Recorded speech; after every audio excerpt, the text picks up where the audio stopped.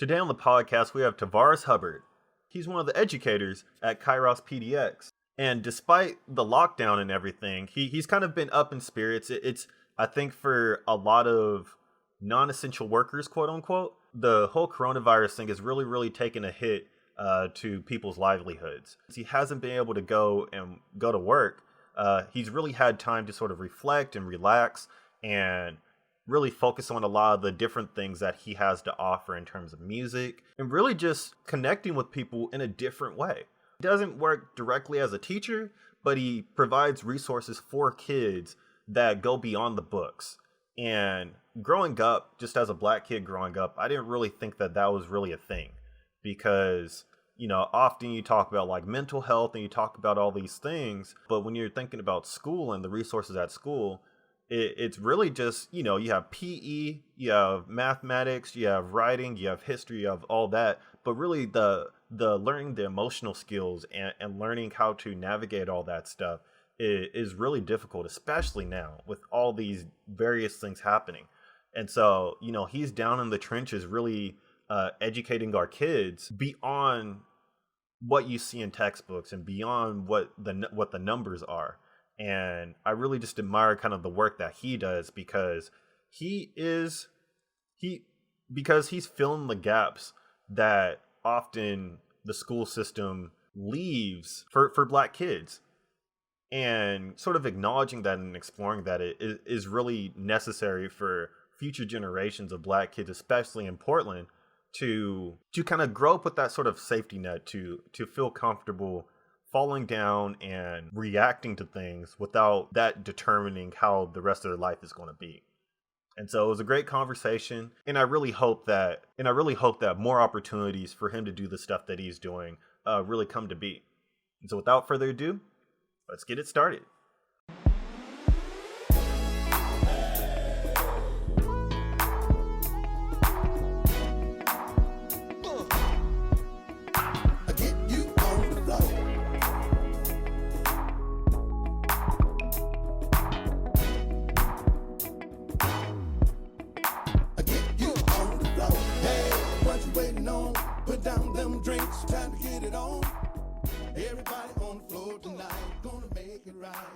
First and foremost, thanks for agreeing to be on the podcast and joining me for a conversation. And like many people, I'm always curious to see what black people are doing in Portland. Right. Not at face value, but really just like there's black people in Portland. Like, what do they do? Because Right. like. Everybody's not a rapper or a ball player or, Right. all that stuff. And so, kind of putting a face and trying to figure out the people behind sort of the numbers. And, For sure. and and so, kind of give us a quick rundown of like, what do you do, Yeah, for sure. But thank you for having me on here. I appreciate it. But yeah, I work at PTS. I work at Saban Elementary, and I'm a therapeutic intervention coach is what it's called. And that's behavior support in a special education room. Outside of that, I do shows.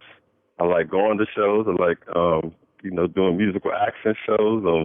Out and about movies like we was talking about. I enjoy soaking up the arts out here. There's a lot of it. Oh yeah, definitely.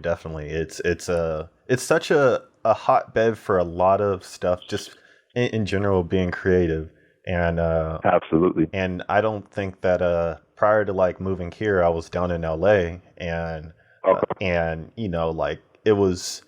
I compare this as like the path of least resistance for anybody pursuing like any sort of creative venture, because you don't have to you don't have to deal with that sort of like cutthroat mentality. Right. It's definitely a lot more passive aggressive out here, but Oh yeah. I could deal with passive aggressive if I am able to get the things done that I want to get done without people getting in my way. Absolutely. And so Yeah. it's definitely a hotbed for that. And so Oh yeah. So you mentioned that you work with PPS, you work at PPS, but you aren't a teacher. You are an interventionist, and so Yes. like, how does that even like what? How does that even like come about? Like where do you even like start to even like get to that point? Because very quite often we hear about like lack of resources for teachers and schools, and we hear Oh about yeah. being tutors and being mentors, and so like where does Yeah. this whole like interventionist thing sort of like come, like how does that fit in? Well, the role is the teacher, and then there's other paraeducators, which technically I'm considered a paraeducator, and then there's myself, and I am not there to help the teacher teach so much as teach the kids social emotional skills and interact with them and help them to be able to stay into the learning environment. Um, so that's more so what the role does and entails. But yeah, certainly lack of resources and and not having the numbers needed is something I'm very much aware of in this position and previous roles. But Okay. yeah. Okay. And so how did you kind of get into this role? Because it's yeah, like how do you kind of get into this role? Because this is such a kind of a nuanced thing to be in, especially in education, where you're not teaching Absolutely. kids, but you're giving them sort of non tangible sort of skills that they could take with them for the rest of their lives. Yeah. I 3 years ago I started at Kairos PDX, Okay. and Okay. I was an educational assistant, and that was basically it was just myself and the teacher in the classroom. And again, I wasn't helping her teach so much as trying to help with the learning environment. So I did that, and they had asked me if I wanted to be on what they call was a support team, and that was not being in the classroom, just being on a walkie call, and whenever there was an incident, a situation, whatever something going on with the child, I would interact with the child either in the classroom or somewhere else. And then there was a similar role that I found in PPS, at Saban. So then I took that. And yeah, this has been my first experience in working in a school. Previously, I'm from Pennsylvania, and I have worked in with children in other aspects, like after school and stuff like that, but not being in the school. So definitely all new to me as well. Oh yeah, yeah, definitely. It's it's interesting that you mentioned Kairos, because one of my friends that I had on the podcast like a week or two ago, Yeah, was telling me about like what they're doing out there, and I was like, oh wow, this kind of this kind of sums up all the opportunities that are available for Black people out here.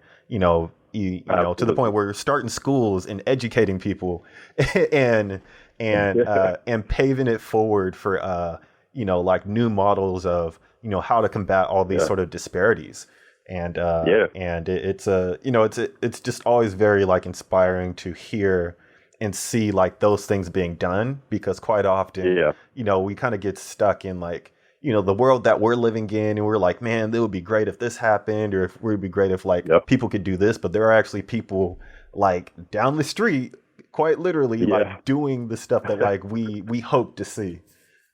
Yeah. Yeah. I feel very blessed and just grateful that I was able to be a part of that. And it feels like a home away from home for me. I go in there and visit and catch up with people and just say hi to the kids. And it's just an um, awesome thing to be a part of. Oh yeah, definitely, definitely. And eventually, fingers crossed. Hopefully, people that are listening to this, I would love to Yeah. have more people from Kairos PDX, on the podcast as well. But this is all Oh, about you yeah. right now. And so, you said you mentioned you're from Pennsylvania, or you just moved here from Pennsylvania? Both. Born and raised in Pennsylvania, and I moved out here 3.5 years ago. in Pennsylvania. I'm from Lebanon County. Yeah, that's about an hour and a half from Philly. Okay. Okay. Yeah.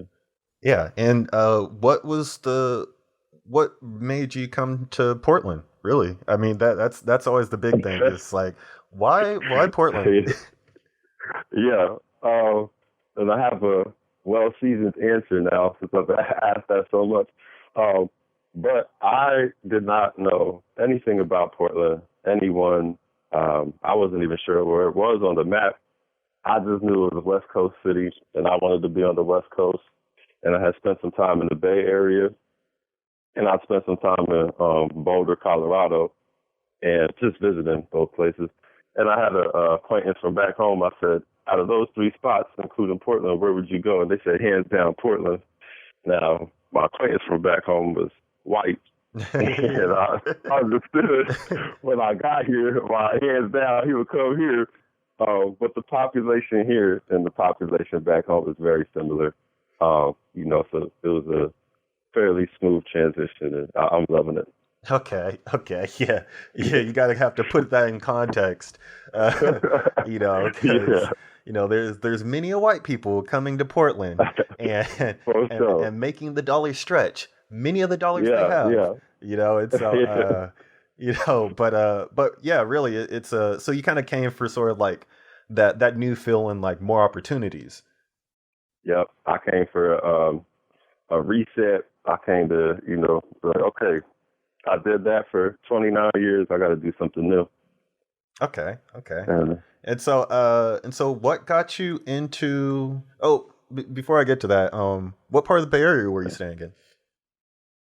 I will go to Vallejo. Oh, okay. I had I met a homie back in Pennsylvania, and that's where he was staying at. So I went out there, I don't know, 3 or 4 times, and I loved it out there. And then I naively, I was like, well, this is what all of the West Coast is like, so I'll just go anywhere on the West Coast. It's not like that at all. Yep, little did you know. Right. Yeah. Right. Yeah, it's like Vallejo's great, especially like, Six Flags is there, and all that different stuff. I'm I'm from Richmond, and so, just right over the bridge. And so it's definitely I always have to prepare myself to go back home to like visit my dad and my mom, because my mom's in Sacramento, so it's not too bad. But then like my dad's in Richmond, and so it's like I got to mentally prepare, and I got to mentally prepare for the people. I got to mentally prepare for kind of, sort of like that like struggle that you just kind of see in people just walking around the street that you just don't see here. It's like like just the whimsical nature of like, the people in Portland are kind of, they astound me sometimes where, and I think it's like very, very telling, like in this day and age with like, self-quarantining and all that stuff, to where, like certain things you would expect to find at a store because they shouldn't be make or break things. But, you're seeing like all the cleaning supplies are gone, and all the toilet paper is gone, and it's like, you're not going to be using that much toilet paper. Like, come on now. No. Even locked inside, what I mean? Even shelter in place, you're not going to use all that. And if you are, that's a serious issue that you want to look at. Yeah.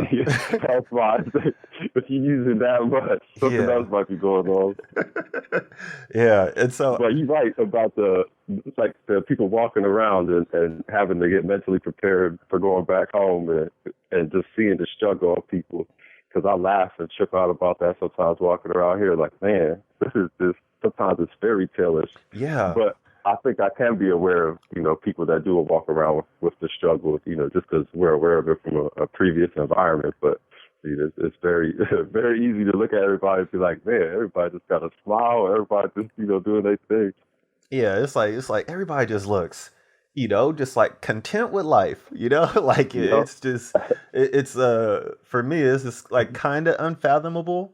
I'm like getting used to like accepting it, but I don't see that applying to my life anytime soon. Right. that's certainly the goal for me being out here. Like, I want to walk around like they walk around, feeling like, yep, I made it. All right, I'm cool. Yeah. Yeah. And so what got you into really? So I would assume that like you enjoy kids, like you enjoy Yeah, being around kids.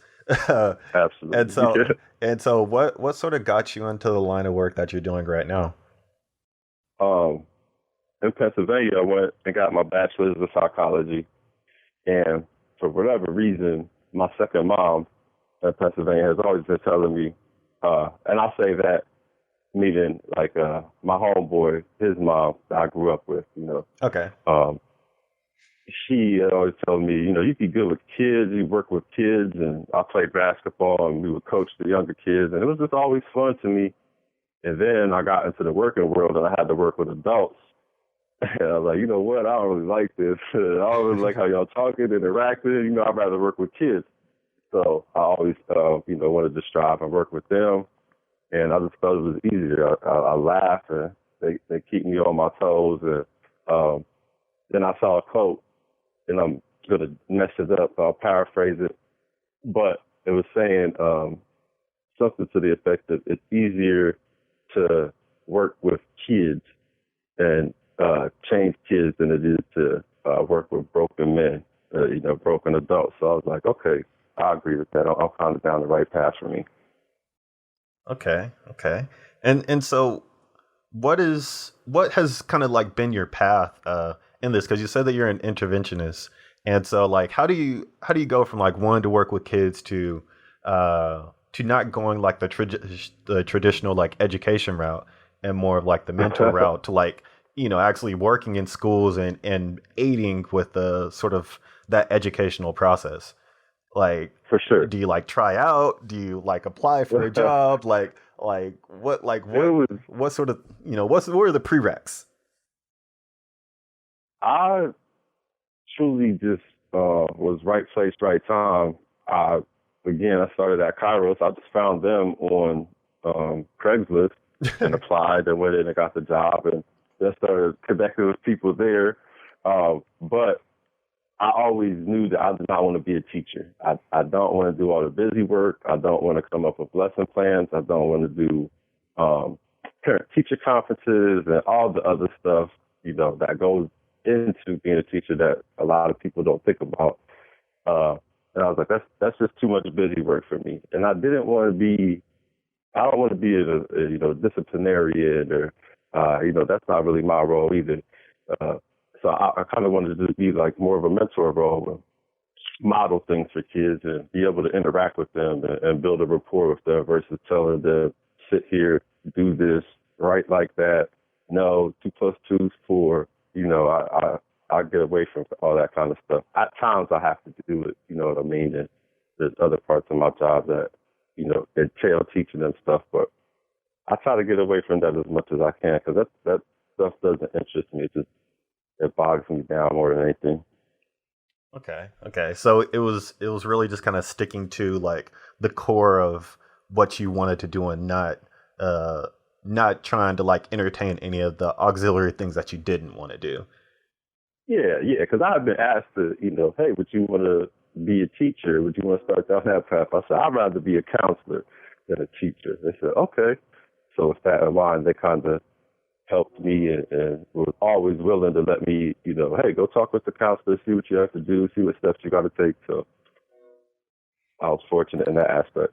Oh yeah, and obviously it's like 12:15, and so I live right off of NATO, right by that like train tracks, and so oh yeah, gotcha. And so the train will always find its way into the podcast. No matter, I know, well, that's your trademark. Yeah, no matter what time, no matter what time I'm like doing the podcast, the train will always find itself in there. And I'm just like, dude. And so, that's kind of that's the blessing and the curse of doing all this stuff remotely and from home. Is that I have a nice little setup, but the soundproofing thing. That's something I'm gonna have to upgrade for. So anybody Right. listening to this, definitely support however you can, because it's tough times out here. Right. But yeah, it's always really good to hear, you know, sort of correlating those experiences that you have with like athletics and all that, and trying to find ways to touch people outside of Yeah. the traditional or stereotypical avenues. Because for me, it's I interface with the PPS a lot now, because I Right. guess not a lot now because everybody's locked down, but No one does. yeah, but I do stuff through young audiences, which is Okay. for teaching artists. And so I go to like different schools, and I teach them about like different life skills Right through on. sticker making.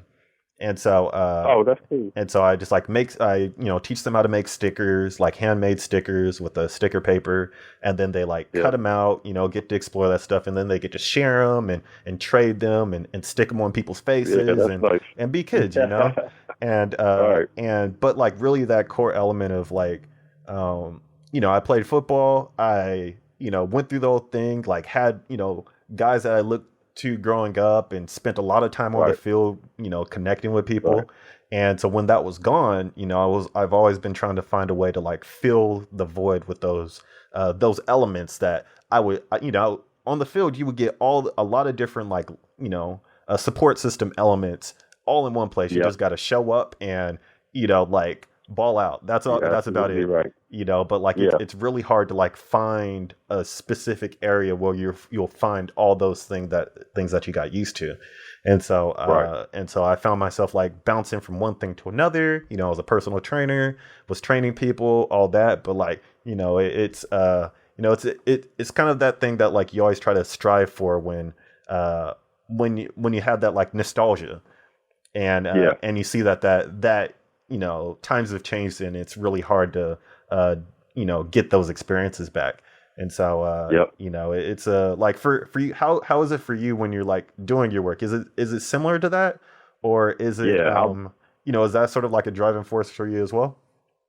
Absolutely. And I was glad you brought that up, because that's a big part of it for me. I was even pretty talented at basketball.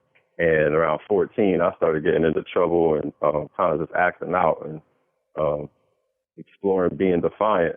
And I had people in my life through the basketball, world that were kind of pushing me into, don't do that, don't, you focus more on, basketball and being positive. And if I not had those people in my life, it would have turned out a lot differently. So being able to be that person for somebody, really motivates me. And whether I have a conversation with a child and they, remember it forever, or whether it just puts a smile on their face that day, I'm cool with either, and I'm cool with them knowing that I'm just here for them. And, I'll listen to them if anything else. I don't have to try to give them an answer, try to lie to them and stuff. You have to have it figured out, but like you said, having that in my life, it it was and is a major driving force into why I wanted to work with kids, because I had that opportunity and I had those people. So giving it back to the youth now is crucial.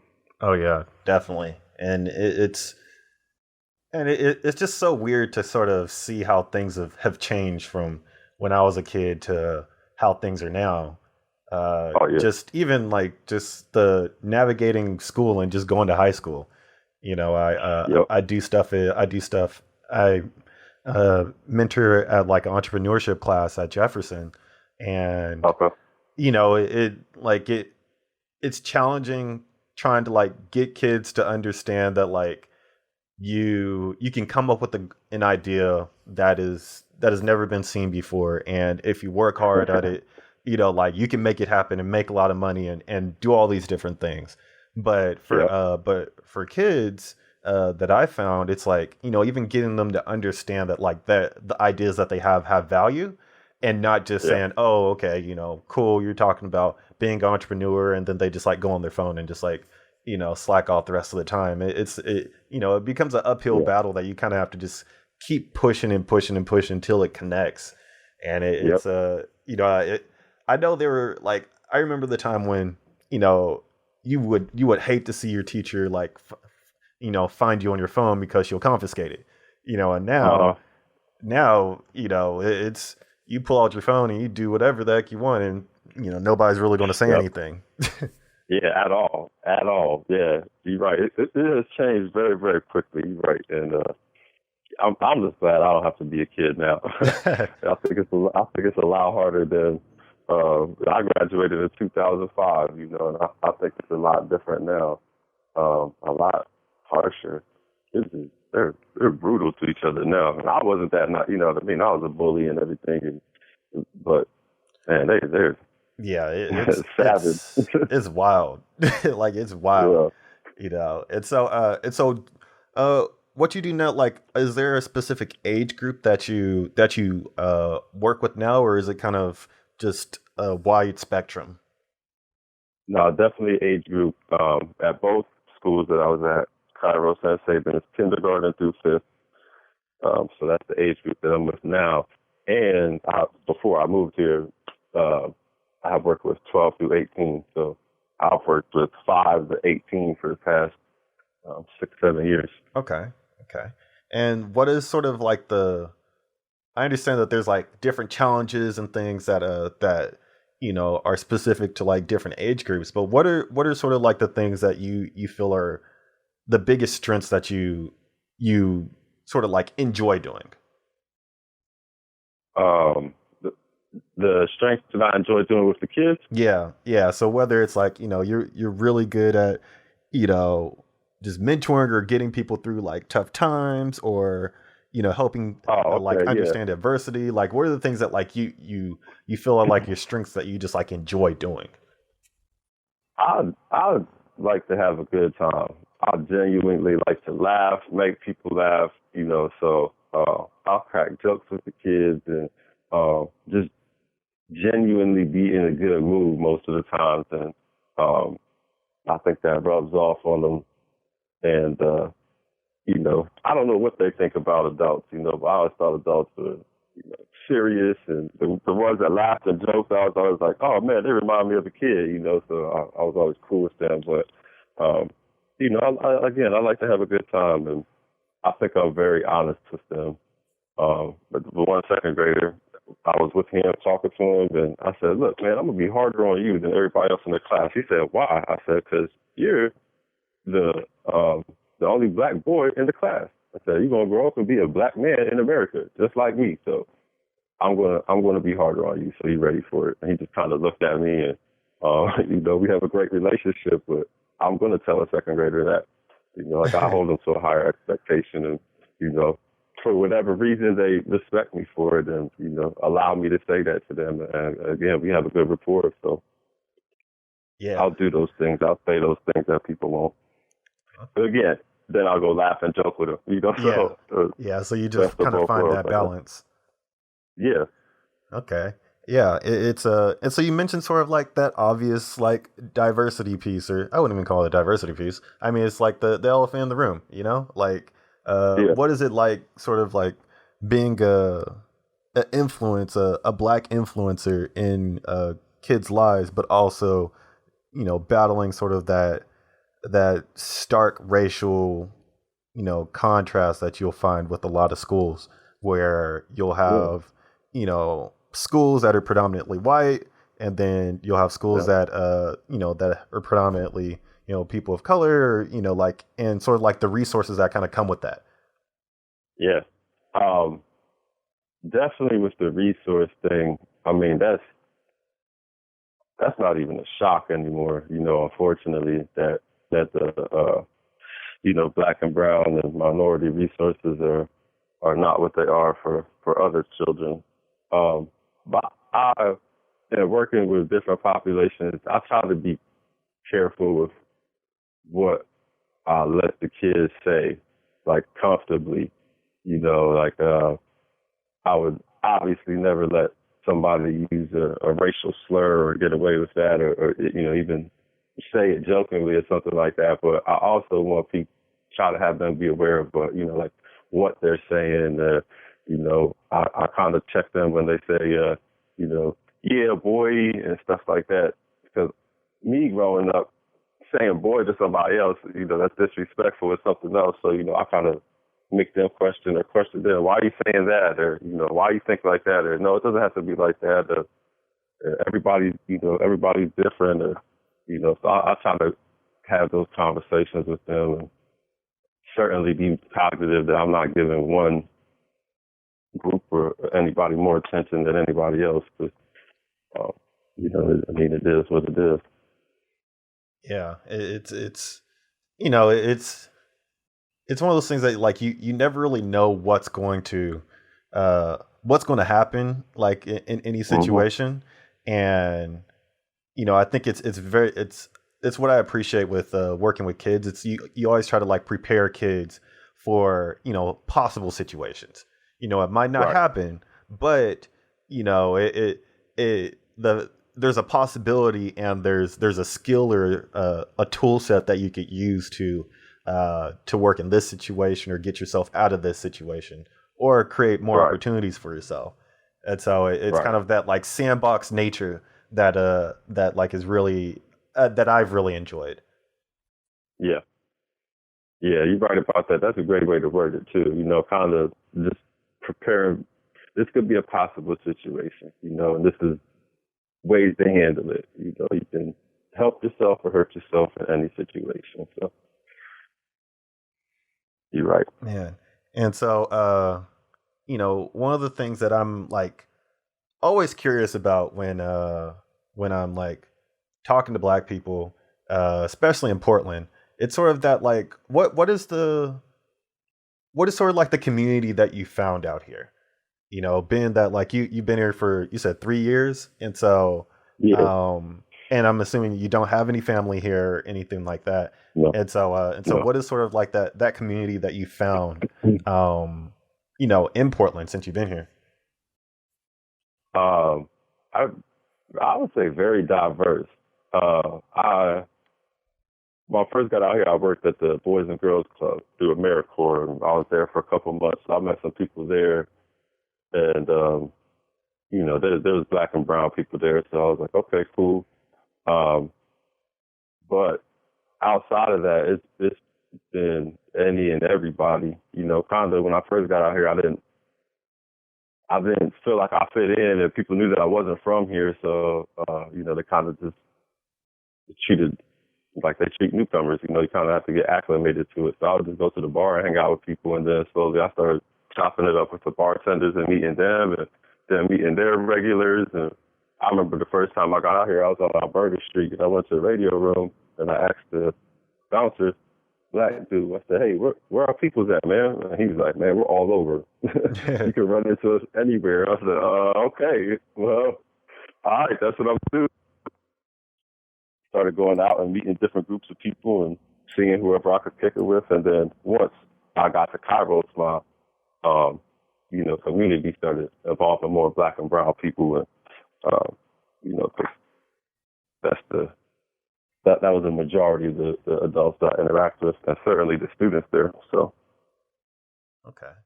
And so it kind of launched from like, as long as you kept just, finding things to do and getting out there, then, it kind of just happened naturally. Yeah.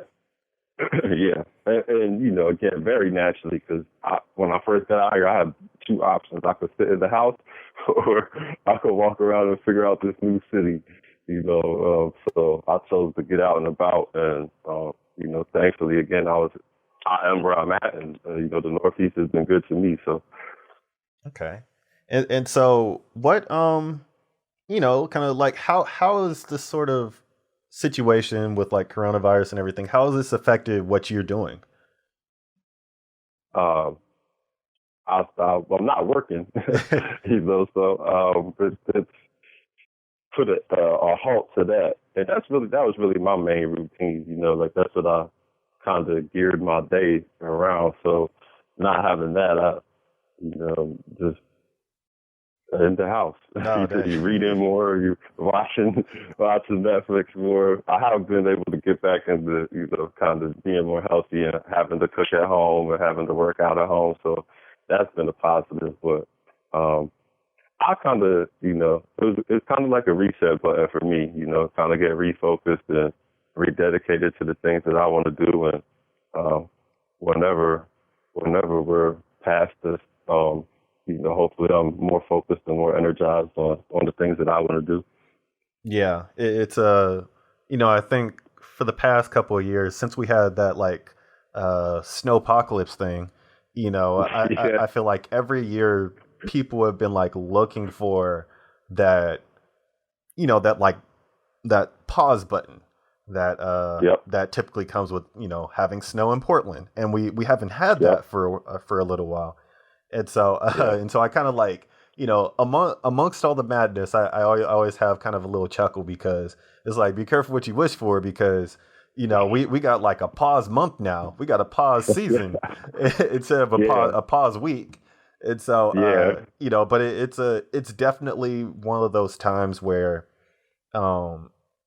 like taking advantage of the time that we have to like connect with people, to pursue things and do things that like you never really gave yourself the time to do. Having dinner with your family, like little things like that within reason. You have to make sure your family's like less than 10 people and all that. But like having, sitting down and like, disconnecting from work and disconnecting from, social media and all that, and kind of just, watching a movie and spending quality time with, with loved ones and stuff that are, that you have access to. Those are absolutely, like those are the things that like, kind of like going back to the basics and like getting a reset, but also like investing or looking forward to like the new horizon that's impending, it's good. Like one of the things that I'm there's like a whole bunch of like different courses, like online courses on like Skillshare and LinkedIn Learning and all that that I ended up getting. And it's to learn like 3D modeling and 3D animation, because I'm a 2D animator. And so I'll like for like 6 or 7 years, I'm like, dang, I like really want to do this. I really want to do this. But like, I just never gave myself, the permission to do it. And so now, since this has happened, projects have fell through, and like I have more time now, I'm not commuting. And so, I've kind of like, made a promise to myself that me and my girlfriend like kind of made a promise to ourselves, and was like, okay, this next 3 months, like hopefully the quarantine doesn't last 3 months, but this next 3 months is a time to reinvest into like new ideas and skills that like we've always wanted to do, but like we just never got a chance to do them, or we kind of like twiddled our thumbs. And so and so it's for you, I mean, it sounds like that's an opportunity as well, because very much so. Going from since we're in kind of like a paradigm shift, all the stuff that you can't do in person, you can find a way to do that remotely, with different online courses and stuff. Yep, for sure. Yeah, I think that's like you said, hopefully it doesn't last 3 months, but having a positive outcome about it and trying to do positive things during this quarantine is the best way to look at it, if you ask me. I don't know anybody that wants to continue to be sheltered in place in their house. And, I don't care where you live. After a while, you get sick of it. But try to be positive about it and do things that you always wanted to do, or try to add tools to your tool belt. You know what I mean? There's no better time to do it than now. Yep. Yeah. It's yeah. This is the world that we live in. It's right. This is crazy. Yeah. Yeah. It's like I remember at the beginning of 2020, it's like, okay, 2020, things are lined up. I am ready to go. And then, every month has been just something interesting that I don't know how I feel about, Right. Like, right. It's it's tough, but, what are the things that like you're like really excited for that are like coming up? Are there any things that like you have lined up that you're working towards, or is this kind of just everything's just kind of in limbo right now? Yeah, everything's in limbo. I was looking forward to a couple shows. Toki Monster, I think, is coming to Portland. I don't know, March or May, something. So I was looking forward to that. I'm kind of trying to hold hope and maybe that'll happen, but I'll probably just be getting my money back on that. But yeah, I'll be looking forward to whoever's going to throw the first block party after this. Yeah. That's what I'm looking forward to right Yeah, now. because you know they're coming. You know they're coming. Right. Like we're gonna Right. like we're gonna have like a national holiday week, or like Yeah, into quarantine we week. have to. We have to. Everybody's got to be able to decompress, go give somebody a hug, you know what I mean? Something, too. Yeah, it's man, it's wild. I have Yeah. a feeling like movie theaters are going to be packed. Yep. All those like beer and like burger week festivals that they have in like Portland, those are going to Yeah. hit record numbers. Like Yep. it's just the only thing that's going to suck is like we're not going to have the Olympics this year. We got to wait another Yeah. year for the Olympics. Yep. And those things are going to be like, dang. Yeah. Yeah. And, I hope that the small businesses and, everything, I hope it's not too much of a change with that because, I hope they can do whatever they can do to stay opened up because that'd be a shame, to be able to go back out the house and then the places that we enjoyed going to are no longer there because they couldn't hack it there and this. So Yeah, it'll yeah. be interesting to see. It's like you wake up from a like a deep sleep, and then you go Yeah. outside and be like, dang, that was my favorite spot. Like, what Right. happened?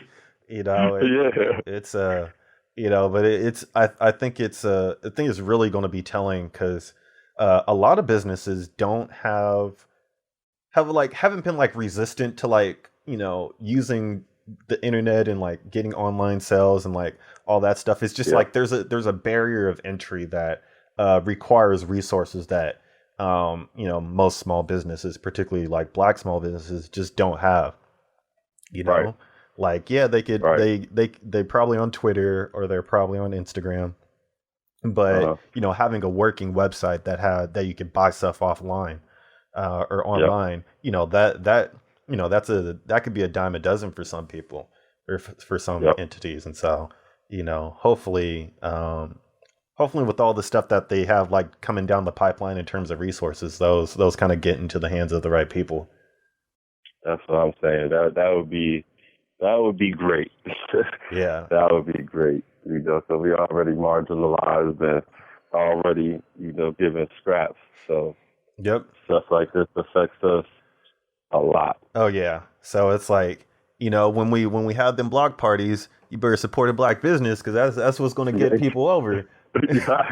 Right, right, for sure. That's another thing we gotta do. Yeah, we gotta support each other. Yeah, for real. You know what I mean? And make sure we do that because keep the community strong. Oh yeah. And so to kind of like wrap it up, what is the blackest experience that you've had in Portland? Oh man, the blackest experience. Okay, I would say, man, this might have been 2 years ago now. I went to PSU and it was African Culture Night or something, and I was invited by a coworker, and I ended up going by myself. And I just walked in, and it was like, wow, this is straight black. There's African vendors, and black and brown people everywhere, and music on, and I was just like, wow, this is really, really dope. I like this. I'm glad, I'm glad I'm here. And I just kept on looking around, being like, dang, there's so many black people here. This is cool. So I have to say that was the blackest experience I had, for sure. Okay. Yeah, shout out to Portland State for hooking it up because Yeah, you for know real. I was on the task force that worked with that looked at like their black student retention, and Uh-huh. and I was part of the community that hired their like Black Resource, what was it, like their Black Resource Center manager officer.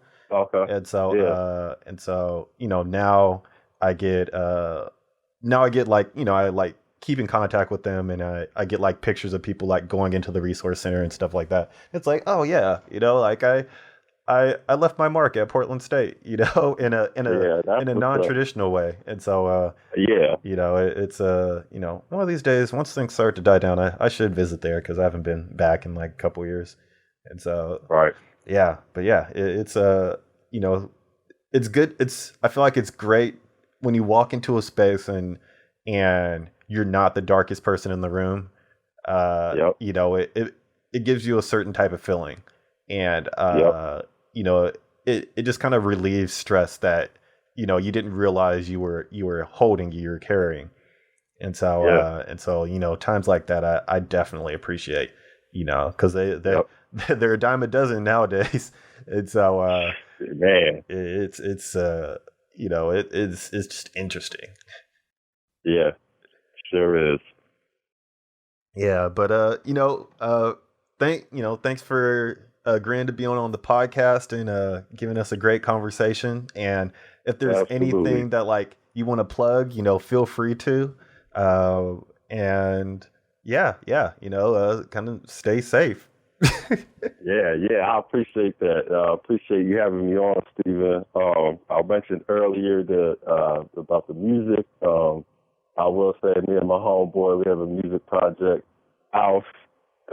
It's the acronym for Alternate Life Force. We have an EP that we're going to get recorded and get out. So be on the lookout for that. And whenever we are off quarantine, we'll get back to doing some live shows and everything. So Okay. Yeah. So it's, hey, you guys have nothing else to do but listen to podcasts and watch movies and videos, and so right on. add that to the list. For sure. Yep. But thank you for the time, and yeah, we'll chat later. All right, sounds good, Stephen. Again, thank you, man. Stay safe. Oh yeah, same to you. Again, I want to give another shout out to the Soul District Business Association and Flossa Media for helping me put this on. I'm your host, Stephen Christian. I mixed and mastered this podcast. I also did all the interviews. And if you see any of the stuff on YouTube, I put all that stuff together as well. With all the social distancing things right now, I'm producing this right out of my home studio. So if you have a chance, make sure to follow us on Twitter, Instagram, Medium, at PDX Black Rose, which is PDX BLACKROSE. And if you're on Patreon, hit us up on there. We would love your support. If you don't do anything else, definitely rate and review us on your favorite podcast platform.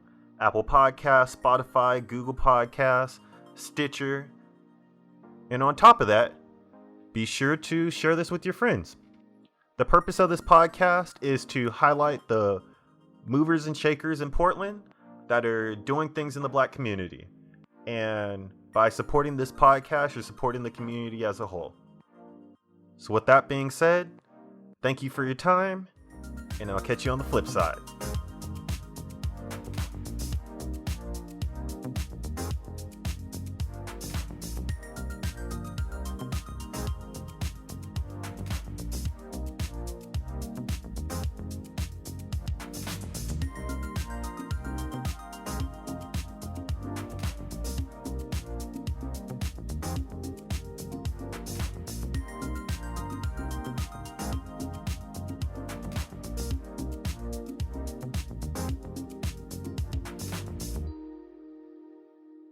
The intro song is brought to you by Andy Stokes, and the outro song is brought to you by Spring Gang from Epidemic Sound.